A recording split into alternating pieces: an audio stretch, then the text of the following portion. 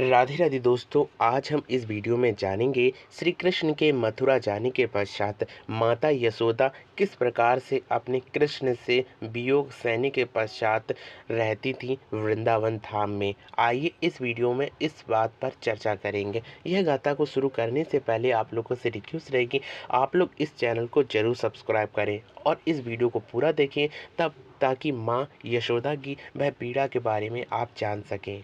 श्री कृष्ण का संदेश लेकर जब उद्धव जी आए तब माता यशोदा बहुत ही ज़्यादा बेहाल हो गई। माता यशोदा कृष्ण के जाने के पश्चात हमेशा रोया करती थी। वह हमेशा श्री कृष्ण को अपने समक्ष ही पाना चाहती थी। कभी श्री कृष्ण के लिए माखन निकाला करती थी तो कभी कृष्ण के लिए वस्त्र अच्छे अच्छे बनाया करती थी और बार बार कहती थी कि लो कृष्ण, यह माखन खा लो। लेकिन कृष्ण तो होते नहीं थे। कृष्ण के विरह में वह इतनी अंधी हो जाती थी कि कभी कभी तो वह कृष्ण के रूप को देखने के लिए बंदरों से तक जाकर कहती थी कि तुम बंदर बोई हो जो श्री कृष्ण के संग माखन खाया करते थे और श्री कृष्ण के संग हमारे यहाँ महल में आया करते थे। ऐसे बहुत से ग्वाल बालों से भी जब यशोदा माता मिलती थी तब वह विरह के आंसू के संग रोती थी और कहती थी कि कोई कृष्ण को मुझसे मिला दो। लेकिन कभी ऐसा नहीं होता था।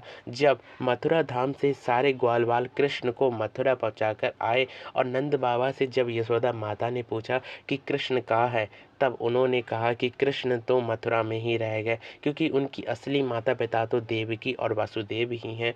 तब यशोदा माता कहती हैं, जिस प्रकार से त्रेता युग में दशरथ ने अपने प्राण त्याग दिए थे, क्या आप प्राण अपने वहीं छोड़कर नहीं आ गए? कैसे आप लौट आए? कृष्ण हमारा प्राणों से भी प्यारा पुत्र है, उसको छोड़कर चले आए।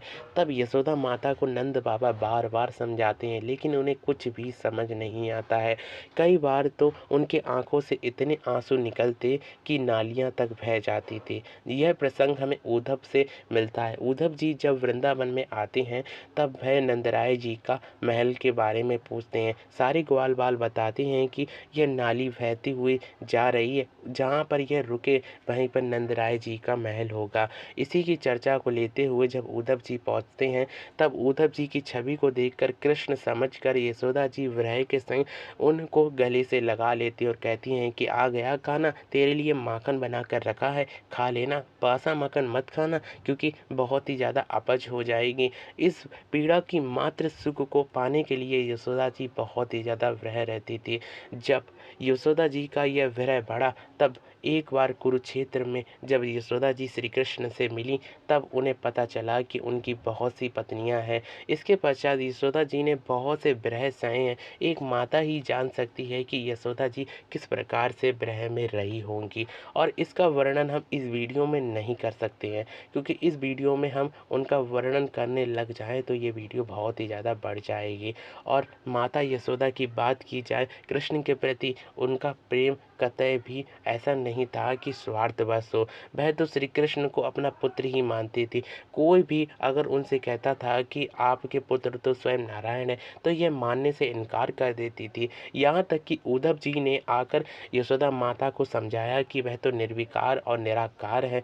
तब यशोदा माता ने उल्टा उद्धव को ही पाठ पढ़ा दिया, जिसके पश्चात उद्धव भी श्री कृष्ण को जानने में अचरज रहते थे कि कैसे ग्वाल बाल उनके मुंह में पड़े हुए हैं, एक परमार्थ का ज्ञान भी नहीं पा सकते हैं। उन्हें यह बहुत ही ज़्यादा दुख होता था। लेकिन कृष्ण जानते थे कि ब्रजवासी बहुत ही ज़्यादा अच्छे हैं और उनकी माता यशोदा की बात कोई कहे तो यह कोई कह ही नहीं सकता है। माता यशोदा श्री कृष्ण के विरह में हमेशा रहा करती थी और उनका मिलन द्वारिका में कुरुक्षेत्र में जब हुआ, जब सूर्य ग्रहण लगा, सारे ग्वाल बाल आए और ग्वाल बालों के संग जब अपनी कन्हैया को माता यशोदा ने देखा तब ही उनके विरह शांत हुआ। और इसी के संग इस वीडियो में हम इतनी ही चर्चा कर सकते हैं कि माता यशोदा के विरह का वर्णन इस वीडियो में हो ही नहीं सकता है, क्योंकि एक माता का विरह कोई वर्णन कर सके ये कभी भी संभव नहीं है। तो फिर से मिलेंगे एक नई वीडियो की नई इन्फॉर्मेशन के संग। तब तक के लिए मेरे संग प्यार से बोलते रहिए हमेशा राधे राधे।